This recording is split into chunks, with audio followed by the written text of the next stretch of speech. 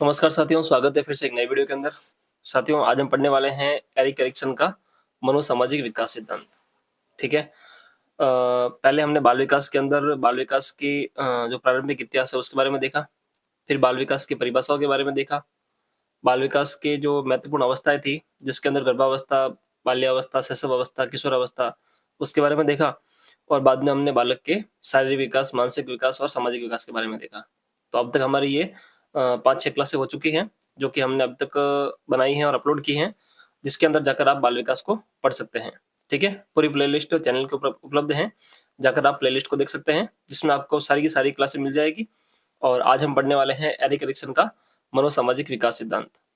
दोस्तों, बाल विकास को समझना थोड़ा डिफिकल्ट है, तो हम एक एक करके एक एक चैप्टर को समझ रहे हैं, जिसमें हमारा पहला सिद्धांत है यहाँ पर मनोसामाजिक विकास सिद्धांत। और मैं गारंटी के साथ कह सकता हूँ आपको कि अगर आप इस वीडियो के एंड तक बने रहेंगे तो आपको ये सिद्धांत जो है बड़े ही आसानी से समझ में आ जाएगा।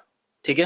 क्योंकि जो थोड़ा तरीका रहेगा वो अपना बेसिक रहेगा, और हम जो है अपने दैनिक उदाहरणों के तौर पर इसको समझते जाएंगे, और सारी की सारी जो चीजें हैं उनको याद कर लेंगे आज। ठीक है। तो शुरू करते हैं एरिक एरिक्सन का मनोसामाजिक विकास सिद्धांत।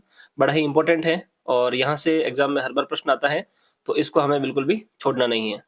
बाल विकास के अंदर तो इसको हमें बिल्कुल कंठस्थ करना ही है, इसको बिल्कुल याद करना है हमको। ठीक है। क्योंकि यहाँ से हर बार प्रश्न बनता है। तो सबसे पहले याद करना है कि एरिक एरिक्सन का मनोसामाजिक विकास सिद्धांत। तो यहाँ पर प्रश्न ये बन जाता है सबसे पहले कि मनोसामाजिक विकास सिद्धांत को देने वाले प्रवर्तक कौन थे। तो वो थे दोस्तों एरिक एरिक्सन, जिनको हम एरिक्सन के नाम से भी जानते हैं। क्लियर। एरिक एरिक्सन ने कौन सा सिद्धांत दिया था? तो बाल विकास का मनोसामाजिक विकास सिद्धांत दिया था एरिक एरिक्सन ने। ये कौन थे? तो ये एक दोस्तों फ्रायडवादी मनोवैज्ञानिक थे। कौन थे? एक फ्रायडवादी मनोवैज्ञानिक थे, यानी कि ये फ्रायड के सिद्धांतों का समर्थन करते थे, या फ्रायड के सिद्धांतों के ऊपर ये चलते थे। ठीक है। इनकी एक प्रसिद्ध कृति रही है दोस्तों, जिसका नाम है चाइल्डहुड सोसाइटी। चाइल्डहुड सोसाइटी इनकी कृति रही है, जो कि 1963 के अंदर इन्होंने प्रकाशित की थी। क्लियर। तो यहाँ पर इसके 2-3 प्रश्न बन जाते हैं। ठीक है ना, कि एरिक एरिक्सन की जो सिद्धांत है वो कौन सा है? तो मनोसामाजिक विकास सिद्धांत है। इसकी कृति कौन सी है? तो चाइल्डहुड सोसाइटी इनकी कृति है, और ये एक फ्रायडवादी मनोवैज्ञानिक है। इन्होंने दोस्तों बाल विकास की जो है कुल 8 अवस्थाओं के बारे में बात की है, और ये 8 अवस्थाएं बहुत ही इंपॉर्टेंट है, तो ये आपको पूरी की पूरी ध्यान होनी चाहिए। ठीक है। बात करते हैं एक-एक अवस्थाओं के बारे में, कि इन्होंने कौन-कौन सी अवस्थाएं बताई है, और किस-किस प्रकार से इन्होंने इस अवस्थाओं के बारे में बताया है। ठीक है। देखिए दोस्तों, सबसे पहली जो अवस्था है, उसको इन्होंने नाम दिया है विश्वास बनाम अविश्वास। ठीक है। इसकी थोड़ी लैंग्वेज है वो थोड़ी डिफिकल्ट है, तो उसको आपको ध्यान रखना है, और इसी प्रकार से इनको याद भी करना है आपको। ठीक है। ये याद नहीं हो तो आप इनका इंग्लिश नाम भी याद कर लेना, उससे भी आपको थोड़ा हेल्प मिल जाएगा। ठीक है। तो विश्वास बनाम अविश्वास इनकी पहली अवस्था है। ठीक है। और ये अवस्था है दोस्तों शैशव अवस्था के अंदर। ठीक है। और इसको नाम दिया है जन्म, और ये है दोस्तों जन्म और 18 माह तक, जन्म से लेकर 18 माह तक की अवस्था है, ये है शैशव अवस्था। और इन्होंने नाम दिया है इसको विश्वास बनाम अविश्वास की अवस्था, जिसको हम कहते हैं ट्रस्ट और मिसट्रस्ट की अवस्था। ठीक है। इसमें दोस्तों क्या होता है कि आपने देखा होगा अक्सर कि आपके घर में छोटे-छोटे बालक होते हैं, यानी कि 1.5 साल तक का बच्चा होता है आपके घर में। वो क्या करता है कि किसी, जैसे कि अपने घरवाले को हम सबको जानता है, वो जिसको जानता है उसके पास वो आसानी से चला जाता है। जैसे कि आपने उसको बुलाया तो वो आपके हाथ में आ गया, और जिसको वो नहीं जानता है ना, उसके पास वो जाता नहीं है, यानी उनसे वो डरता है। ठीक है। तो जिनको वो जानता है उसके प्रति तो होता है उसको विश्वास, और जिसको वो नहीं जानता है उसके प्रति होता है उसको अविश्वास। ठीक है। तो ये 2 जो चीजें हैं, ये हो जाती हैं विश्वास और अविश्वास की अवस्था। ठीक है। जिसको वो जानता है उसके पास वो चला जाता है आसानी से, जिसको वो नहीं जानता है उसके पास वो नहीं जाता है। तो ये हो गई विश्वास बनाम अविश्वास की अवस्था, और ये होती है दोस्तों शैशव अवस्था के अंतर्गत। ठीक है। जन्म से लगाकर 18 माह तक की अवस्था। दूसरी अवस्था दोस्तों बताई है एरिक्सन ने, वो बताई है स्वतंत्रता बनाम लज्जाशीलता या फिर शक। स्वतंत्रता बनाम लज्जाशीलता या शक, autonomy versus same and doubt. ठीक है। और ये जो अवस्था है ये है प्रारंभिक बाल्यावस्था। 1.5 वर्ष से लगाकर 3 वर्ष तक की अवस्था इन्होंने बताई है। 1.5 वर्ष से लगाकर 3 वर्ष तक की अवस्था है प्रारंभिक बाल्यावस्था, जिसको इन्होंने नाम दिया है स्वतंत्रता बनाम लज्जाशीलता या शक। इसमें दोस्तों क्या होता है, 1.5 साल से लगाकर 3 वर्ष तक का जो बालक होता है ना, वो चलना सीखता है धीरे धीरे। ठीक है। पहले वो घुटनों के बल चलता है, फिर वो धीरे धीरे चलना सीख जाता है। तो वो क्या करता है कि दीवार को पकड़ता है और दीवार को पकड़कर जो है चलता है, और दीवार को पकड़कर चलता है, ऐसे भी वो अपने पैरों के ऊपर खड़ा होता है और चलना शुरू करता है। तो जब वो चलना शुरू करता है ना, तो वो अपने आप को स्वतंत्र मानता है वहाँ पर, कि मैं अब चल सकता हूँ, ठीक है? उसके अंदर ये थोड़ा कॉन्फिडेंस होता है कि मैं अब चल सकता हूँ, और थोड़ा बहुत चलता है, और फिर उसको डर लगता है, ठीक है ना? उसको शक होता है कि मैं कहीं गिर ना जाऊँ। तो वो क्या करता है, या तो फिर दीवार को पकड़ेगा, या फिर अपने आस-पास कोई कुर्सी, चेयर होगी उसको पकड़ेगा, या फिर वो वहीं बैठ जाएगा, ठीक है? तो जब उसको स्वतंत्रता लगेगी ना, उसको लगेगा कि मैं बिल्कुल फ्रीडम हूँ, अब मैं आराम से चल सकता हूँ, तो वो खड़ा होगा और चलने का प्रयास करेगा। और जैसे उसको लगेगा, शक लगेगा कि मैं अब गिर सकता हूँ, तो वो बैठ जाएगा, ठीक है? तो इस प्रकार से इस अवस्था को इन्होंने नाम दिया है स्वतंत्रता बनाम लज्जाशीलता, ठीक है? तीसरी अवस्था बताई है दोस्तों इन्होंने, पहल शक्ति बनाम दोषिता, पहल शक्ति बनाम दोषिता, ठीक है? Initiative versus guilty. ये है दोस्तों प्राक स्कूली अवस्था, या इसको पूर्व आरंभिक बाल्यावस्था भी कहा गया है।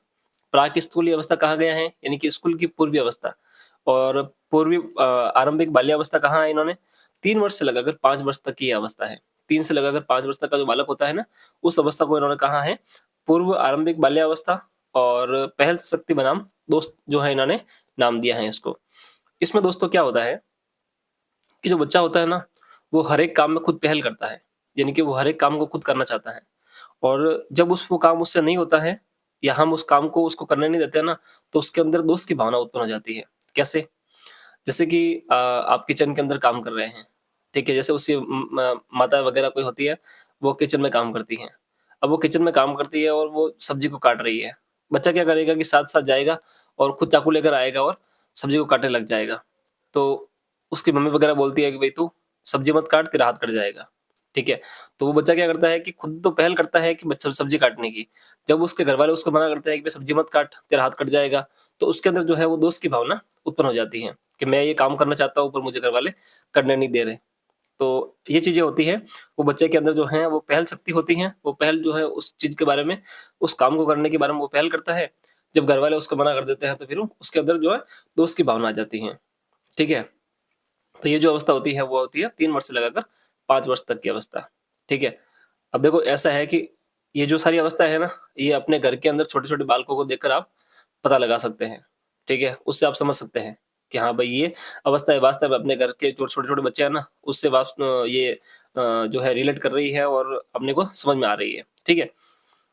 अब देखिए चौथी अवस्था बताई है इन्होंने, परिश्रम बनाम हीनता की अवस्था, परिश्रम बनाम हीनता की अवस्था, ठीक है? जो कि है दोस्तों उत्तर बाल्यावस्था, और ये है दोस्तों 6 वर्ष से लगाकर 12 वर्ष तक की अवस्था, ठीक है? परिश्रम बनाम हीनता की अवस्था, उत्तर बाल्यावस्था है ये, 6 वर्ष से लगाकर 12 वर्ष तक की अवस्था, और इसमें दोस्तों इन्होंने क्या कहा है, और इसको कहा है इन्होंने परिश्रम और हीनता की अवस्था। इसमें क्या होता है दोस्तों, इसमें होता है कि बच्चा जब 6 वर्ष से 12 वर्ष तक का होता है ना, तो उसके ऊपर पढ़ाई का थोड़ा स्ट्रेस आने लग जाता है, यानी कि पढ़ाई का उसमें थोड़ा दबाव आने लग जाता है। तो बच्चा स्कूल में जाता है, पढ़ाई-वढ़ाई करता है, अच्छे से पढ़ता भी है, और काफ़ी सारा वो परिश्रम भी करता है, ठीक है? परिश्रम करने के बाद जब परिणाम उसके पक्ष में नहीं आता है ना, तो उसके अंदर थोड़ी वो हीन भावना आ जाती है, ठीक है? या काफ़ी सारा वो परिश्रम करता है, अपने अच्छे मार्क्स लाने के लिए परिश्रम करता है, और जब उसके मार्क्स अच्छे नहीं आते हैं, तो उसके अंदर हीनता की भावना आ जाती है, ठीक है? तो ये अवस्था होती है 6 से लगाकर 12 वर्ष तक की अवस्था, और ये होती है उत्तर बाल्यावस्था। 5वीं अवस्था बताई है दोस्तों एरिक्सन ने, वो बताई है अहम पहचान बनाम भूमिका संभ्रांति, अहम पहचान बनाम भूमिका संभ्रांति, ठीक है? ये जो अवस्था होती है दोस्तों, ये है किशोर अवस्था, ठीक है ना? और ये जो है वो 12 वर्ष से लगाकर 18 वर्ष तक की अवस्था है। 12 से 18 वर्ष तक की अवस्था है, यानी कि टीन एज है ये। इसको कहा गया है किशोर अवस्था, और इसको नाम दिया है अहम पहचान बनाम भूमिका संभ्रांति, आइडेंटिटी वर्सेस रोल कन्फ्यूजन। इसके अंदर क्या होता है दोस्तों, इसके अंदर जो बालक होता है ना, छोटा बच्चा होता है ना, छोटा बच्चा क्या किशोर अवस्था के अंदर जो बालक होता है ना, वो क्या करता है कि खुद की पहचान बनाना चाहता है। यानी कि वो जो होता है वो खुद की पहचान समाज के अंदर एक स्थापित करना चाहता है कि मैं जो है वो कुछ इस प्रकार से बनना चाहता हूँ। जैसे कि वो फ़िल्म देखेगा, तो फ़िल्म के अंदर किसी हीरो को देखेगा, तो वो ल उसको लगेगा कि मैं इस हीरो की तरह बनूँगा। जब वह न्यूज़ वगैरह देखेगा या मोदी जी को देखेगा, तो उसको लगेगा कि मैं मोदी जी की तरह नेता बनूँगा। जब वो भगत सिंह की फ़िल्म देखेगा या भगत सिंह की फ़ोटो देखेगा, तो उसे लगेगा कि मैं एक क्रांतिकारी बनूँगा। तो इस तरीके से जो उसके काफ़ी सारे रोल मॉडल होते हैं, और उस रोल मॉडल के अंदर जो है उसको काफ़ी ज़्यादा कन्फ्यूजन भी हो जाता है कि मुझे बनना कैसा है, ठीक है?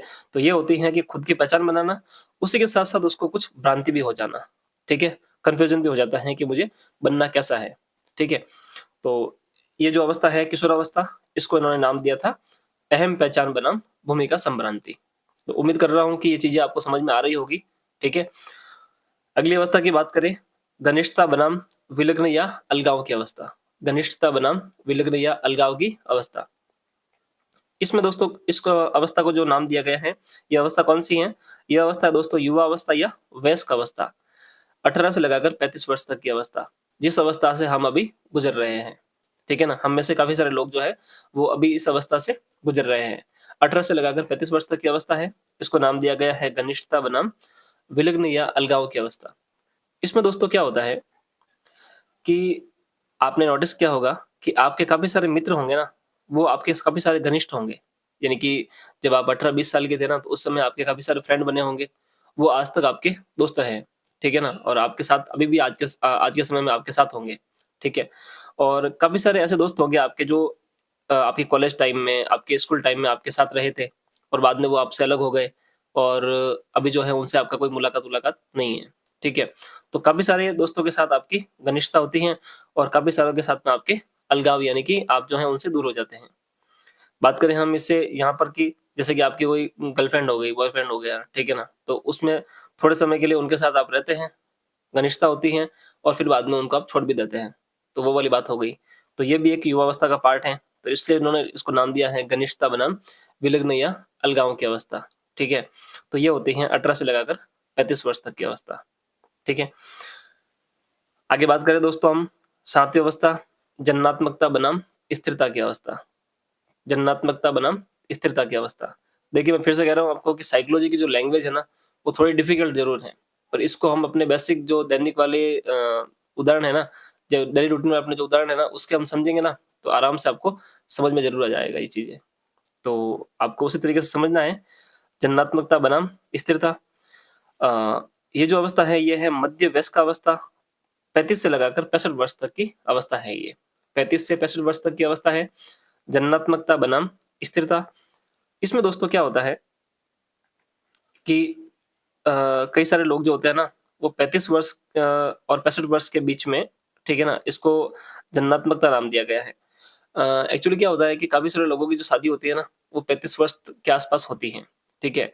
तो उस समय जो है वो अपने बच्चे-वच्चे पैदा करते हैं और कई सारे लोग जो होते हैं ना, वो 20, 21, 22 साल, 25 साल के आस-पास जो है शादी कर लेते हैं, तो 35 वर्ष तक आते-आते उनके बच्चे-वच्चे हो जाते हैं और एक जीवन में स्थिरता आ जाती है, ठीक है? तो कई सारे लोग तो लेट शादी करते हैं, उनके बच्चे-वच्चे होते हैं, तो एक जन्नात्मकता की जो अवस्था होती है और कई सारे लोग जो होते हैं वो 35 वर्ष तक जो है अपने बच्चे-वच्चे पैदा कर लेते हैं, तो एक स्थिरता की अवस्था आ जाती है, ठीक है? तो इसलिए इस अवस्था को नाम दिया इन्होंने जन्नात्मकता और स्थिरता की अवस्था, ठीक है? कौन-सी अवस्था है? मध्य वयस्क अवस्था, 35 से लगाकर 65 वर्ष तक की अवस्था, ठीक है? अब एक लास्ट अवस्था है दोस्तों, सबसे महत्वपूर्ण है, अहम संपूर्णता बनाम निराश्य या निराशा वाली अवस्था। बुढ़ापे की अवस्था है ये, 65 वर्ष के बाद की अवस्था है ये। सबसे लास्ट वाली अवस्था 65 वर्ष के बाद की अवस्था, बुढ़ापे की अवस्था है। नाम दिया है इसको अहम संपूर्णता बनाम निराश्य या निराशा वाली अवस्था। इसके अंदर क्या होता है दोस्तों? जैसे कि कोई व्यक्ति है, उसने अपने जीवन के काफ़ी सारे उद्देश्य या बना रखे थे, जब अपने भी हैं तो वही काफ़ी सारे जो है अपने ख़्याल बना रखे हैं या आपने काफ़ी सारी चीज़ें सोच रखी है कि मैं आगे जाकर ये करूँगा, वो करूँगा, ठीक है? बच्चों को पढ़ाऊँगा, बच्चों की शादी करूँगा, एक बंगला लूँगा, गाड़ी लूँगा, वगैरह-वगैरह, बैंक बैलेंस बनाऊँगा। तो ये काफ़ी सारी चीज़ें होती हैं, अगर वो जीवन में जाकर 65 वर्ष तक आपकी अगर पूरी हो जाती है ना, ठीक है? तो क्या होता है कि हमको लगता है कि बस अब सब कुछ जीवन में सब कुछ सही हो गया है और ये अहम संपूर्णता वाली भावना अपने अंदर आ जाती है, ठीक है? जिस व्यक्ति ने 65 वर्ष के अंदर-अंदर जब सब कुछ कर लिया है, 65 वर्ष तक वो सब कुछ कर लेता है, जो उसको लगता है और जीवन में उसने कुछ सपने बनाए होते हैं, तो वो तो होती है अहम संपूर्णता वाली अवस्था। और कई लोग ऐसे होते हैं, जो जीवन में उन्होंने काफ़ी सारे सपने देखे हैं और वो 65 वर्ष तक पूरे नहीं कर पाते हैं, तो उनके अंदर जो है निराशा वाली भावना आ जाती है, कि भई अब बुढ़ापा भी आ गया है और अब कुछ हम कर नहीं सकते। अब शरीर भी साथ नहीं दे रहा, काफ़ी सारी बीमारियाँ भी लग गई हैं, ठीक है ना? अब पैसे भी कमाए नहीं जा सकते, तो उनके अंदर जो है निराशा वाली भावना आ जाती है कि अपना जीवन भी खत्म होने को आ गया और हमारे पास कुछ है भी नहीं। तो जिनके पास सब कुछ हो जाता है और सब कुछ सही उनको लगता है, जीवन के जितने भी उनके उद्देश्य है वो पूरे हो जाते हैं, तो फिर अहम संपूर्णता वाली जो है अवस्था आती है, उनके अंदर भाव आता है। और जिनके जो हैं कुछ हाथ नहीं लगता है और बुढ़ापा नज़दीक आ जाता है और कुछ पास में नहीं होता है, उनको निराशा वाली भावना उनके अंदर आ जाती है, या निराशा वाला भाव जो है वो उनके अंदर आ जाता है। तो ये होती है दोस्तों बुढ़ापे वाली अवस्था। तो ये 8 अवस्थाएँ थी एरिक एरिक्सन की, सारी हमने समझी और इसकी छोटी-सी ट्रिक है, वो भी आप देख लीजिए, शायद आपको समझ में आए। ट्रिक है दोस्तों, विश्व विश्व पर अहम घनिष्ठ जनन निराशा। वि से हो गया विश्वास बनाम अविश्वास, स्व से हो गया स्वतंत्रता बनाम लज्जाशीलता या शक। एक प है ना, इससे हो गया पहल शक्ति बनाम दोष, और पर से आप याद कर सकते हैं परिश्रम बनाम हीनता। अहम से हो जाएगा आपका अहम पहचान बनाम भूमिका संभ्रांति। घनिष्ठ से हो जाएगा आपका घनिष्ठता बनाम विलग्न या अलगाव। जनन से हो जाएगा आपका जननात्मकता बनाम स्थिरता, और निराशा से हो जाएगा आपका अहम संपूर्णता बनाम निराशा। तो दोस्तों उम्मीद करता हूँ कि सिद्धांत जो है आपको समझ में आ गया होगा, और अगर ये आपको समझ में आ गया है तो वीडियो को लाइक कर देना, और कोई भी आपका डाउट हो तो कमेंट कर सकते हैं। और अगला सिद्धांत, काफ़ी सारे सिद्धांत और भी हैं इसके, हम एक एक करके आगे देखते जाएंगे। तो वीडियो को लाइक कर देना और साथ में चैनल को सब्सक्राइब जरूर कर देना, और पास ही बेल का आइकन है वो दबा देना, ताकि नई वीडियो आए वो सबसे पहले आप तक पहुंच जाए। तो रीड का समय अपने पास बहुत ज़्यादा कम है, यानी कि 70 दिन से भी कम का समय बचा है, तो फटाफट से हम चीज़ों को तैयार करेंगे और एक एक लेकर हम इन सिद्धांतों को चलने वाले हैं। तो बाल विकास के बाद में अधिगम रहेगा, अधिगम के बाद में जो हमारी बुद्धि वाली यूनिट और व्यक्तित्व वाली रहेगी, और फिर बाद में लास्ट में हम आरटी और एनसीएफ, ठीक है ना, इन चीज़ों को लेकर चलेंगे। ठीक है, तो फटाफट 10 से 15 दिन के अंदर हमारी साइकोलॉजी पूरी हो जाएगी। ठीक है, तो ये अवस्था आपको समझ में आ गई है, इसकी सारी अवस्थाएं आपको समझ में आ गई होगी, और ये सिद्धांत आपको समझ में आ गया है, तो वीडियो को लाइक कर देना, और कोई भी आपका डाउट हो तो आप कमेंट कर सकते हैं। ठीक है, तो मिलते हैं एक नई वीडियो में एक नई जानकारी के साथ, तब तक के लिए धन्यवाद।